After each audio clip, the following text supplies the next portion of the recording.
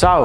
In questo video affronteremo e vedremo, nello specifico, uno dei tanti esempi di comportamenti conformi alla sicurezza qui a scuola, ma che poi potranno essere utili anche nel mondo del lavoro. Affronteremo i rischi in cui si può incorrere quando si è all'interno del laboratorio. Come vedete, dietro di me, un mio compagno sta spellando dei fili con la forbice. È un'operazione pericolosa, che molte volte porta a tagliarsi le dita. E come sapete, succede un sacco di volte. Ma nonostante abbiamo già dei dispositivi di protezione, ci sono delle operazioni che richiedono comunque attenzione, onde evitare infortuni. Quindi ricordiamo assieme le 3 regole della sicurezza nel posto di lavoro. Prima regola, fare attenzione. Seconda regola, fare attenzione. Terza regola, fare attenzione. La sicurezza è importantissima, sopra ogni cosa.